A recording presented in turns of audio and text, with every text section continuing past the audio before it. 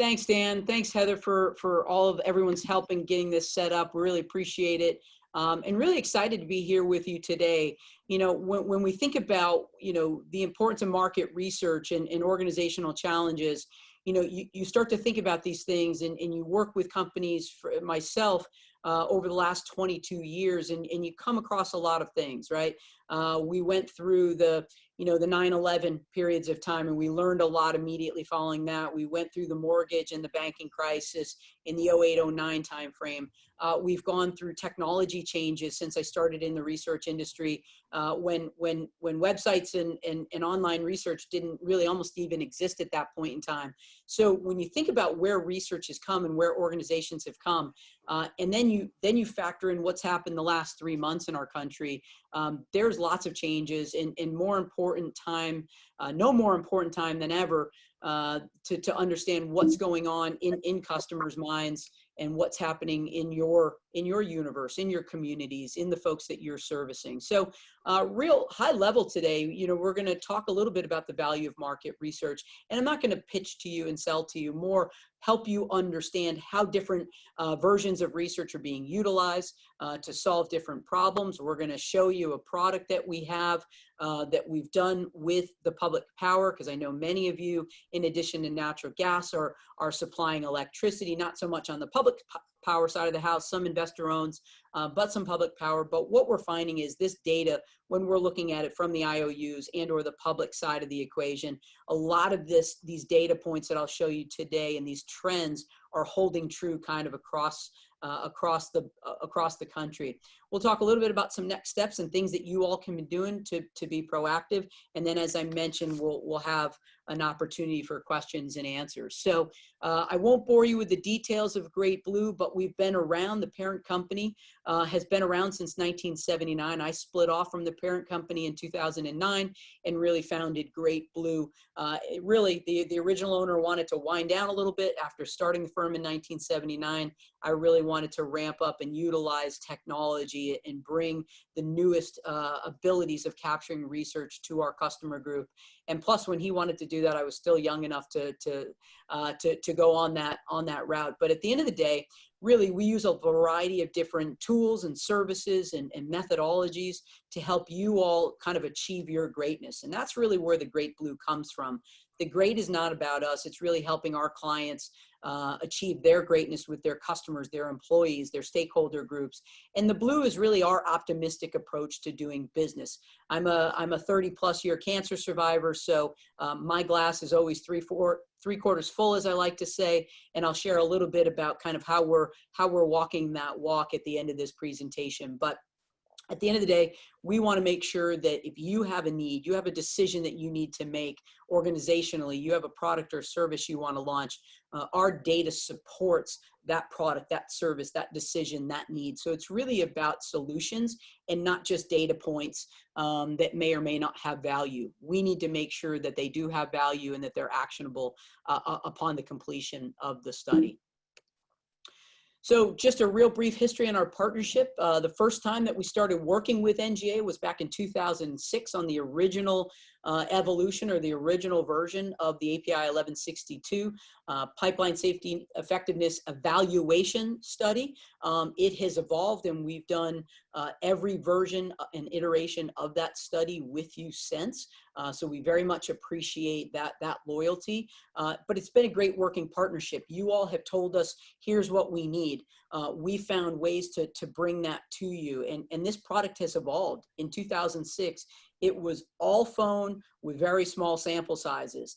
In the last iteration of the NGA evaluation, it was a dual methodology, and we were able to see significant increases in the number of surveys, which were some of the things that your auditors and regulators were asking for. We also conduct pre and post ad testing on your behalf. We've done scores of studies on behalf of individual NGA members. So many of you we call active clients, and as in addition to your involvement on the NGA. So we're a group that has spoken your language. We capture the trends. We know what questions to ask to drive some actionable direction for your organization, but more importantly, how to build that relationship. And we're going to talk a lot today about relationships that you have with your audiences and what that means, particularly in a time like COVID, like the racial injustice conversations that are going on. There are different conversations happening inside of organizations that have never happened before. So from that standpoint, there's a lot going on, and research plays a big part in this. So it removes those few voices that yell the loudest, and it takes into account the greater good and the larger audience as a whole. But more importantly, it also helps understand and adapt the nuance of these various audiences. So whether we're thinking of implementing initiatives, programs, or services, at the end of the day, we always have to define what our goal is for that research. And look, folks, these can be done in a DIY scenario. So when I talk about taking things away from the presentation, I want to send you away with the roadmap of how to do that, whether you hire our firm, another firm, or do something on your own. This is a roadmap that is tried and true and tested. So defining what the goals are, what decisions you need to make, trying to anticipate some issues and challenges that come up.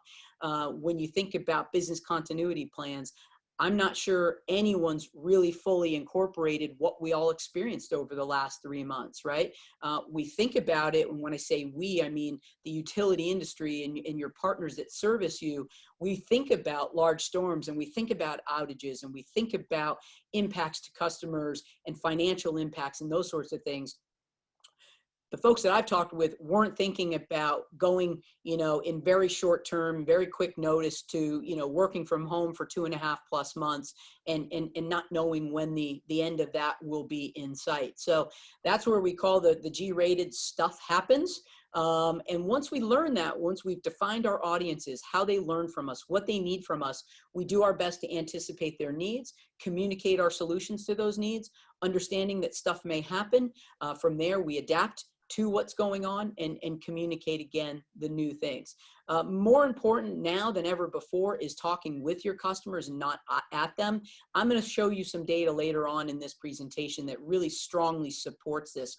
Folks are scared right now. There's a lot going on. There's a lot of unrest, whether you're talking jobs, whether you're talking about finances, whether you're talking about social issues that are going on, or fear of health issues that are also going on. You are a part of that. Folks are worried, if I don't have the ability to pay my utility bill, what's going to happen? What will then happen if I lose my heat, if I lose my ability to connect with my loved ones and do my job from home? So this is a great opportunity to have a conversation with your customers, ask their opinions, understand their interests, understand what their willingness to support. And that could be a new product or a new service or something that helps address a challenge or a need. But more importantly, as we have these conversations, we really need to listen and make changes based upon customer feedback. And from there, we can develop and implement ideas and products and solutions that really meet their needs. And I think more than ever, in many cases, one of the strong suits of the natural gas industry, and in many cases, the electric industry as well, is you've had reliability and safety on your side. You're always there when they need them. And so from that standpoint, we've watched many utilities for many years take a back seat to creating that proactive relationship, saying, well, if they need us, they'll call and we'll be here. And that's true. But now they're needing you. They don't know how to have that conversation. They don't know what conversation to have. They're scared. So the ability for you to create that dialogue with them, they will view you as people more walking out of it, those conversations, than they view you as the company or the organization. So this is really an opportunity to show you care, show that you're listening, show that you're thinking about them and their families, and build some goodwill so that down the road, if there's that rate increase, if there is that outage and things of that nature that go on, you'll have built up that goodwill credit in times like these moving forward. Before you do all of that though, or any of that, really understanding the why behind employee experiences is probably the most overlooked thing that I see in utilities across the board and across the country. We spend so much time focusing on our customers, and rightly so, that's where we should, but it is the employees that really create these interactions and these engagements with your customers. So if you understand the challenges and the fears and the frustrations that your utility or your employees are facing, you will then understand at a deeper level how to understand what's happening with your customers, but even more importantly, how to bring that solution to them. And more important than now, our employees are this front line dealing with issues that perhaps they haven't in the past.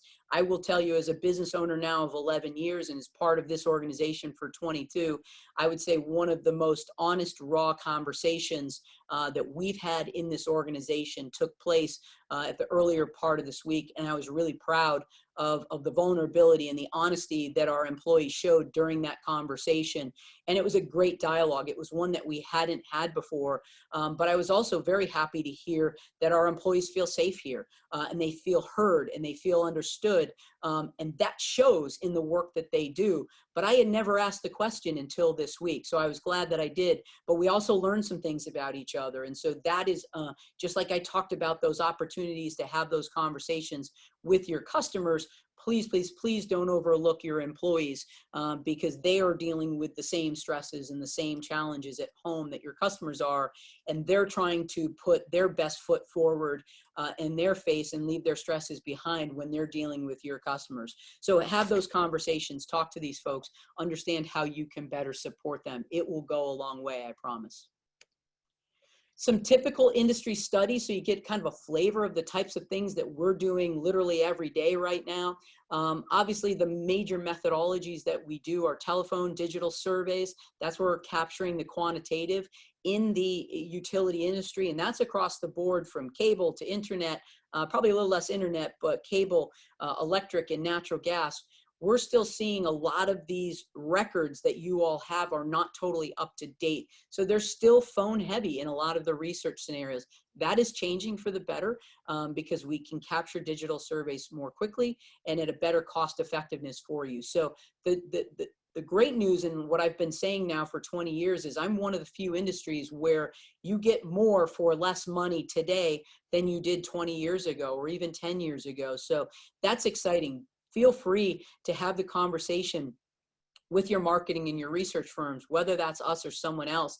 Ask them about new services and technologies and products that are out on the market because there's lots of really good stuff. One size doesn't fit all, so have that conversation. We understand what you need. Customer satisfaction is probably the biggest driver. 1162 on the API side is measuring that effectiveness. We are working on a product right now that is almost ready to launch. We mentioned it and tested it a little bit at last year's meeting at NGA. We've come a lot further with it. We'll tell you a little bit about that in a little later on. Pre and post ad testing, and this doesn't just have to be ads, it can be messages, it can be communication pieces, and there's ways that you can do this internally without having to ask. But when you're looking for more on the regulatory side or understanding you're going to spend a lot of money on a campaign or something like that, some pre and post testing is a good thing to do. Market assessments, we see these a lot in the oil to natural gas conversion type situations. That's where you might fall into some new product and service awareness studies. We're seeing a greater uptick in employee surveys. Again, these we can do on a lower cost scenario. They're done digitally. We also provide paper for those that might not have access to computers or are not at a point where they trust doing it over the web or via digitally as well. Journey mapping is taking a deeper look at individual interactions. If somebody goes down the path of a new build or new construction, how does that path work? Are they having a seamless experience? Are they getting hung up along that path, along that journey? The same applies for reporting outages, new technology, outage restoration maps, the whole 9 yards.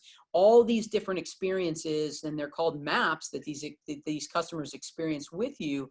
This journey mapping process takes them through step by step, and it looks at multiple constituencies throughout that process. It's not just the customer journey, it's the employee journey. It's different partners and vendors or technology or information that they need to bring in along the way. And when you do that from multiple lenses, you start to uncover where those gaps exist. Once you improve that map or that experience, you then have the ability to test it. And what we're seeing in a lot of the user experience testing is really, as folks are rolling out new websites, they're rolling out outage restoration maps, and from an engineering and a utility standpoint, you think to yourselves, we have to get all of this data in, when in reality, the customers usually only need about a third of what you all are providing to them. And in the interest of providing them with each and every available topic, it ends up weighing down the experience and slowing down the experience. So having that user experience test as you go into new apps or websites and those sorts of things can be a really useful spend, because what you typically we find is that all dollars spent on user experience testing are dollars saved on the website build on the back end. So it's usually a net neutral expense. Last but not least, and no surprise, I'm sure, to anyone on this call, is we've been doing a lot of COVID-related surveys, and they've been quick turn. We've been doing them in all of our different industries, understanding the impact of this pandemic financially, from a health perspective, organizationally, culturally. We're tracking it on a statewide level. We're tracking it on a national level. We're tracking it among all of our different client groups and industries that we serve, so that folks start to understand, because I think the impact, and we saw this in data that we captured in early April compared to data that we've captured in May, the impact is now setting in. Even as folks are starting to go back into their phase 2 or phase 3 reintegration, there's still a ton of fear out there of what's going to happen in the fall. Are we going to go backwards after we reintegrate? The financial impact of folks now having been out of work and having exhausted their savings that they had saved for a rainy day. And what we, is, again, is no surprise, most folks don't have that recommended 6 months of savings for that rainy day or that pandemic day. And so what we saw in late March, early April was, hey, look, I still got my paycheck from this last round. I was laid off. I'm going to get unemployment. At that point, folks weren't anticipating potential challenges or delays in the unemployment system. At that point, they hadn't been dealing with, seeing the peaks in the healthcare. So fear started to set in a little more deeply. They started to run through that savings. Another member of the household potentially lost a job. So the impact, I think, is still on the rise. While the number of folks that are starting to open businesses and those sorts of things, we're seeing positive movement in that direction, but the negative impact is definitely still on the rise. So I wanted to take a moment, really, for all of you to not forget that as we go back to work, as we go back to restaurants, as we go back to our more new normal lives, the negative impact is still going to be happening behind the scenes. It's something that as organizations, as leaders, we need to be really mindful of moving forward. So again, with that in mind, what kinds of decisions are we making? And what are the next steps as we utilize this data, as we have this new information in front of us that potentially looks very different from what we've had in the past? So a lot of it, I think, it really boils down to, and many of you have heard me say this before, what I don't know about you typically leads to a perception that is inaccurate. And it's not necessarily, I think, negatively of you. And when I say I mean your customer base. It means that I may think you're not offering services that I need, when in reality, they're available from you today, right now. I just don't know about them. So awareness is so important in making sure that folks know, particularly during tough times, what kind of support you have. And you all are close to it. So you're not going to be thinking, geez, how do people not know this?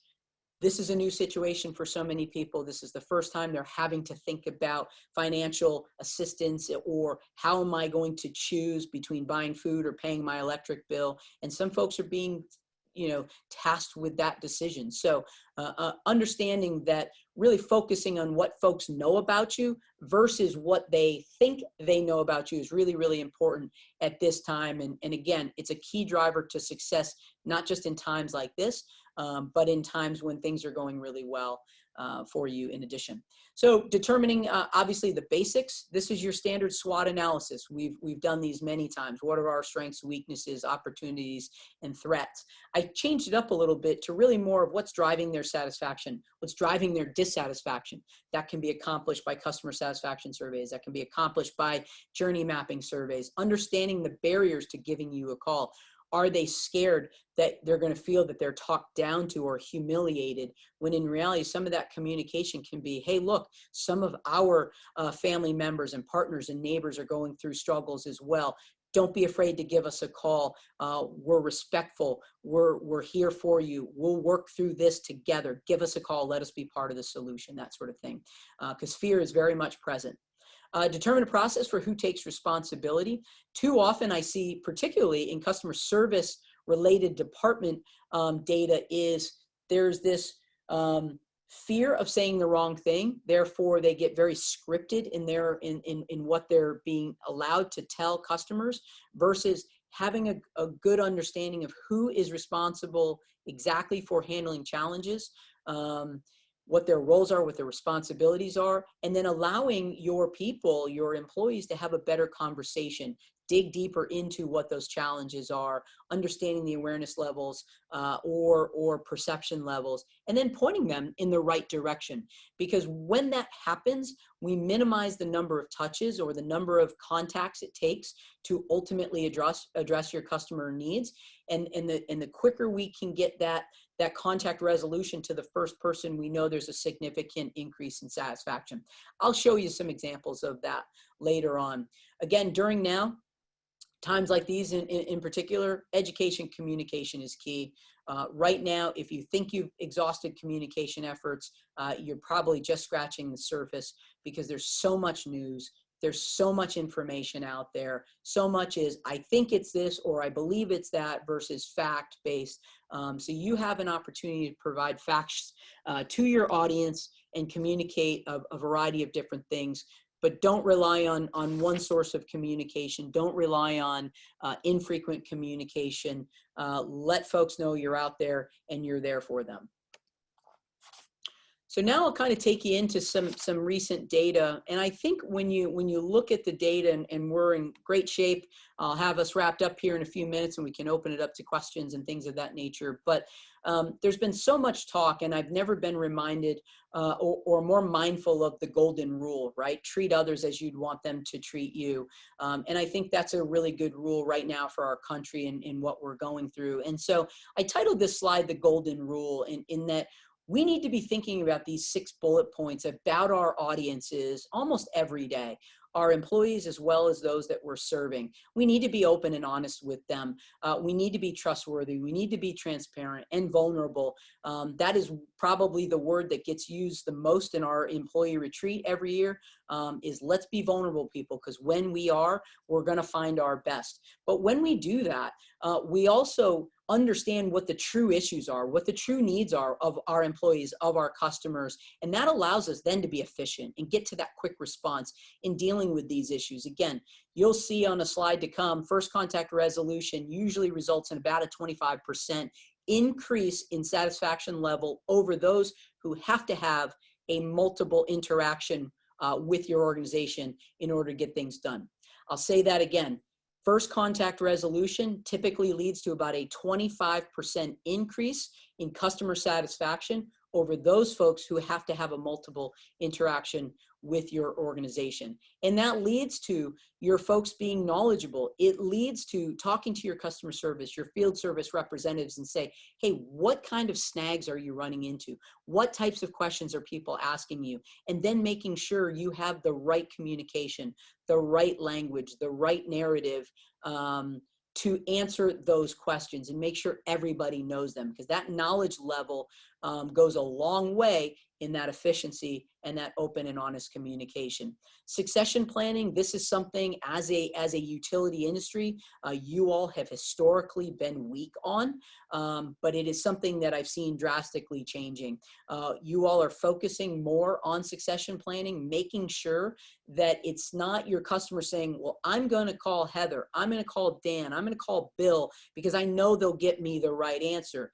Because the minute you have those individuals that are the knowledge centers in your organization, and customers know those individuals, they're going to just go straight to those individuals, as opposed to feeling faith and trust and comfort in getting that information from whoever picks up the phone or whoever they deal with. So succession planning doesn't just mean leadership and what's going to happen after someone leaves a role. It's understanding what knowledge and what roles are being filled and what needs are being filled within that role, and how to replicate that, have cross-training, things of that nature, so that your folks, no matter who they get on the phone that particular day, can answer that question. And I always explain it to my staff this way. Hey, look, do you want to go on vacation and not have to turn your phone on and answer client questions?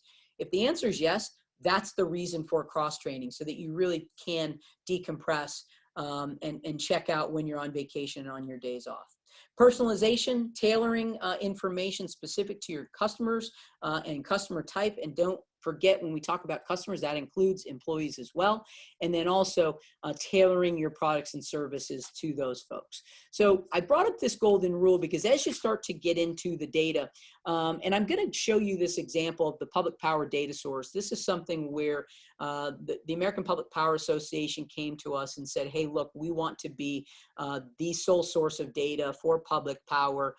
We know that JD Powers has really kind of got the handle on the investor-owned side of the equation, but we don't really like how we're positioned, how we're packaged, and the information that we get out of there.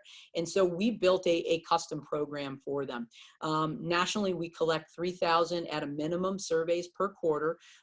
It's a digital dashboard. It's highly intuitive. It is built by Public Power for Public Power. We did a lot of investigation, but what you're going to see here is, as we dive into this information, there's so much consistency of what's happening in the natural gas space, which is why we're rolling out a similar product in the very near future. It covers utility attributes and ratings. It covers key topics, trends, and issues impacting the industry. More importantly, we've kept it really, really affordable. We feel that some of the other national tools out there are just overpriced and don't bring the value that they can. So we felt like we could bring a better, cheaper, faster, and equally as deep, if not more deep, in terms of industry research and information that folks can use on a daily basis. It allows you to benchmark and compare your utility against regional and national peers, and utilize the data that really drives communications and strategic planning efforts. All of the work that we do on this platform is developed by our subscribers. So as we roll out in a webinar very similar to this, we roll out what the data looks like and we roll out what we learn. We then capture their feedback for what they want us to ask the next time. And it's never been more important for folks, and we've got a lot of feedback saying, hey, look, I haven't been able to go to conferences lately, obviously because of COVID. So these webinars are much more important, and I heard a gentleman mentioning that as we got on the call. But even this data was designed so that different folks can go in and play around with it and learn what's going on and learn some understanding. You can break it down by your utility, your state, your region, and it's all based on filters that you have. So I'll give you a couple of examples, because these examples gave me a way to illustrate the product that will be available for the natural gas industry very soon. B, a lot of the data is really consistent with what we're seeing in our natural gas information as well. So I think a lot of these results you can walk away with and say, okay, here's kind of the pulse of the country and what we're hearing. So overall, we've seen about 80% of folks reporting to be very or somewhat satisfied with their utilities' overall response to the COVID-19 pandemic. So these results come from both April and May data that we've done. So it's very new, very clean, very current data. And then, as you'll see, we break it down based on households and income levels. And I won't take you through all those details, because like I said, this presentation will be available for folks at the conclusion of today's webinar, and you can dive in and ask us questions and those sorts of things. Seeking payment assistance. You heard me talk about this a little earlier. We saw that the number of folks who rated communication provided by their utility, only 25.7% provided an excellent rating early on. Again, that was April. As the impact from a negative perspective continues to increase, the numbers related to communication, preferred communication, how they want to get information from you, and what COVID-19 related topics they want to hear about. You'll see on the right side of your screen there, payment assistance programs at 45.4%, ways the utility is supporting individuals and communities during COVID-19, 40%, available financial resources provided by the utility, 34%. Those top three ratings are all about money. They're all about what can you do for me? What can you do to help me? There is partnerships galore right here. Part of how you can help them is say, here's how you can serve energy during this time, and understand the data also suggests folks in many cases feel like they're doing everything that they can, but they're not totally aware of various rate structures, which, as you see a little bit further down, folks are asking for types of rate structures available, time of use rates, policies and procedures, and business continuity. There is a rising number of folks that say, I know you say you're not going to shut me off, but what if that really happens? What do I do there? Customers do desire some financial forgiveness on electric bills. Again, the same would apply on the natural gas. As we start getting into the warmer months, that will become less of an issue, but more of an issue if we do get into a round two of COVID ramping back up, and we now start to get into the fall and winter months. And after, you know, the reintroduction of folks back into the world, if you will, we start to see those cases spike up and we go back into quarantine mode. This is going to be very relevant in your world. So again, if you take the word electric out and you replace it with natural gas, I think you'd see a lot of consistencies, providing customer with financial forgiveness on bills, providing that variety of rate structures, because, hey, look, we're now home more. So should I be doing things differently? Is there a rate structure that better supports me now working from home versus when I was working at the office? Energy conservation habits, general increase in communication. Again, you can be viewed as a resource for communication and facts, as opposed to perceptions and those sorts of things. Couple more slides here and then we'll jump into Q&A. Some opting to pay electric bills late. So again, we started to ask folks, now that you're seeing some financial impact, what are you doing? Are you aware that utilities are waiving fees for electric bills due to financial impact? That's been really true as it pertains to slow or delayed unemployment things coming in, so that's been helpful. But what we've seen from a success standpoint on the electric side, which I think is also important on the natural gas side, is don't allow them to make an all or nothing decision, because that starts to impact your rate and your buying capabilities. Get into a conversation where it is some is better than none, and work with them where you can, because that will have a positive impact, obviously, on finances. And we did see about 26% mention that they did have to make adjustments in their electric bill payments, such as paying late, utilizing a plan assistance programs, and such due to financial impact of COVID-19. I expect that 26% number to continue to increase as the months go on and the financial impact continues to get worse.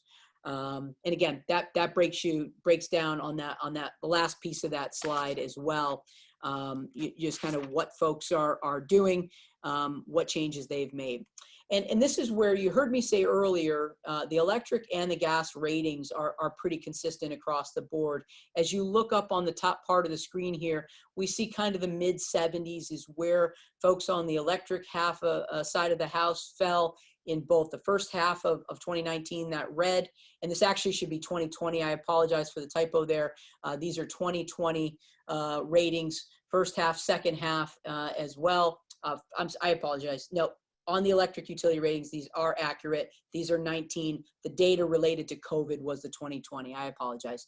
These are accurate first half of 2019, second half of 2019. And as you see, they're pretty consistent across the board. Lower for cable, lower for ISPs, and then you start to think about internet service providers, lower satisfaction ratings or lower positive ratings as a whole compared to electric and gas. And now their systems, the internet in homes, is being pushed to the brink, with all families now being home and utilizing that internet service. So I expect the internet service ratings to go down even deeper as service slows because of the demand on the system. Same with cable. Folks, usually from that standpoint, it has a lot more to do with, you know, having to shake people down to get a better deal versus the introductory rate and those sorts of things. So this gives you just an idea that gas and electric, for these particular reasons, usually fall into about the same category. Where we break down these average positive ratings and key company characteristics, I will simply say, as you look at all of these across the board, if you start from, you know, from the right side of the screen and move your way left, those things that were most important that we see in the data all the time: helping customers conserve and use less energy, being open, honest about company operations and policies, providing good service and value for the cost of your service. Those are the lower ratings, and they're consistent in natural gas as well. This is where you have that opportunity, because you know, obviously the people side, responding promptly, overall satisfaction with the local utility, communicating with customers, those are in those mid-70s on the left side of the screen. But those areas on the right side of the screen are really where they create that connection, and you're helping them through a difficult financial time. So these numbers we'd like to see in the high 70s and even low 80s, and you have an opportunity to communicate and potentially change some of the impact in how folks are viewing these ratings. Satisfaction with your utility's overall response to COVID-19 pandemic. Again, I showed you this slide earlier, but it shows you how we showed you the composite number, but now we wanted to break down, you know, that 79% in April. Now you look at it in May, there's a lot more unsures that creep in. So again, that awareness leading to perception, right, wrong, or indifferent, that is definitely showing up in May. And I think you're going to see that satisfaction level on COVID-related communication or response decline a little bit further. I hope it starts to increase again as folks have now gotten their feet under them in understanding and gotten the remote work from home situations all locked in and dialed in. I think you'll start to see those increase, but a really powerful slide in understanding what's happening. What's the most important thing your utility can do right now to make your life easier? Again, we're seeing that same message from an earlier slide, but you see how it changes from just April to May. So those are big changes. So to really kind of sum it all up, I think what we've tried to talk about here today is expectations. Expectations have changed a lot over the last 2 months. From you just being there and being reliable in the past to now we need you to help feed our families. Now we need you to help guide us through a difficult financial time. We're frustrated. We need you. And how you help us through those frustrations, how you help us and communicate with us, being specific to target audiences makes a big difference, right? So we want to take a good look and a renewed look, a fresh look at our expectations and how our customers view us through that new lens.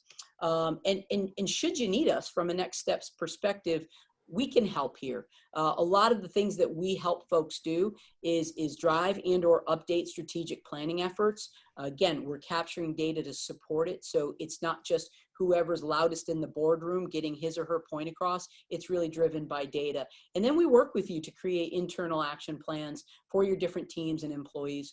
We can benchmark where your organization is now, as well as track it and where you'd like to be in the future. That leads to, again, I talked in the very first slide of making sure that we bring you actionable results. Otherwise, we're not doing our job, because we need to make sure that those service improvements are taking place, that the right communications are taking place. And if we can do all those things, if we can get those right, we understand that expectations are at that all-time high. The process is important, but it's less important than the people and the relationships that you build right now. Satisfying customers is no longer just sufficient, it's a must. We have to track those scores in an effort to to make changes to see those improvements, not just tracking them and hoping that they'll come. There's no silver bullet right now. So what might work for a utility in New York may not work for any utility in Mass. And so we have to be looking specifically at those experiences. And that being said, I wanted to leave about 15 minutes for Q&A, and we do have that. And I will, I'm just going to minimize the screen so I can pull up the chat feature and start to take a look at what folks may have dropped in. Okay, any questions for Michael from the audience? You can use the chat function, or you can unmute yourself. You can use the space, press the space bar and ask your question. Any questions so far? All right, so I'm just pulling up the chat that I see. There was no questions from chat as of yet. Right. While we're waiting, I have a question, Michael. Yeah, shoot. How about the issue of returning to work for employees and preparing for that and understanding how to make employees safe? What role can market research or surveying can play in assisting in making those decisions? Yeah, that's a great question, Dan. And the answer is it can play a huge role. And I think right now, when you start to look at what I'll simply call is the fear factor, folks are fearful in many ways to come back. And we've seen the broad spectrum. We've seen folks that are like, I'm ready to go. I have no problems wearing a mask. I'll keep away from folks. I want to get back to the office. My dog, my cat, my wife, my husband, my partner, they're driving me nuts. I want to get back to work. Then you have other folks that are almost blinded by the fear. And so I think one of the ways is A, you have to be talking to your employees, and a good confidential way to do that is through an employee survey. We can do it very quickly, understanding, and we've done this internally. We even brought in a trainer to moderate the discussion with us, someone who has a psychology background to understand how we can work through this together. We have our full-timers working remotely at home. We have our part-timers doing a combination of here in the office where I sit right now and working from home. So we're doing a blend. But as we get into the phase 2 and the phase 3 approaches, we've been talking to our employees. We've been asking them what they need to feel safe, whether it's just what the state outlines or if it needs to be above and beyond what the state outlines. But I think really capturing what is really happening and what is really on folks' minds allows you to put together a detailed plan that specifically addresses your organization. So I think that role, but then also how you're going to communicate your company's stance on everything from COVID-19 to social injustice, which you're seeing more and more companies, even just over the last week or two, starting to talk about. Okay. I'll throw out another issue. Aside from obviously COVID-19, over the past year or two, a few years, the issue of the role of natural gas industry or the energy industry in general with respect to climate change has become an issue in local and regional areas, especially in New England and Massachusetts, right down to the town level. Have you had any experience in taking the pulse of that for any of your clients? Absolutely. More and more clients, as you start to get into, in many cases, what some of the states are placing on utilities in terms of where they need to be in percentage of renewables and those sorts of things. So we're asking a lot of these questions and we're seeing a lot of different results. And at the end of the day, number one, folks aren't as aware of some of the state mandates or goals, if you will, as the utilities are. And number two, they don't have the propensity or the desire to pay for it in order to achieve that. So while there might be this goal to achieve these different percentages or these different goals, customers are kind of feeling in a lot of ways like their utilities are doing everything that they can now. And so they don't want to see increased rates to see these percentages met. So I think there's going to be some delta between what's needed to be done, what folks are willing to pay for, and how ultimately you're going to get there. But yeah, there's lots of folks asking those questions today. Okay. So, anything from anyone in the audience? I know we have a lot of people concerned on the safety aspects and the perceptions of customers from a safety point of view. Has that issue come up in your work recently with the pandemic hitting us? When you talk about safety, are you talking about safety of the system, safety of the utility employees, safety of the customers when basically safety, public safety, basically. Yeah, I think most of the safety related questions, issues, needs have really been focused on the workplace and going in and out of different businesses. And so, yeah, that does address the public safety side. But I think folks are more, a lot of the data that I've been seeing suggests that folks are just confused. Can I capture this if I have a mask on, or can I not? What's the real answer there? Can I catch this if I touch something, or can I not? Is it totally airborne, and does it flow? And what's the lifespan of it? And so, yeah, there's definitely out there. But I would say folks aren't so much concerned with knowing facts and still being scared. I think more of the safety related concerns are because no one knows what the real truth is. And so that being said, you lead to more perceptions of what's safe or what's not versus in reality what's safe or what's not. And look, it's still early. I don't know that we have all the answers, but in most cases, folks are presenting and reporting frustration that there doesn't seem to be really any clear guidance or guidelines where any group of leaders are taking a stance saying, this is the roadmap. This is what we believe to be the facts related to safety, and let's all go follow these. Okay. All right. One last call for questions. Well, and while you're doing that, Dan, if there are none, I want to put my money where my mouth is, and I want to share a little something that came out of COVID for our organization.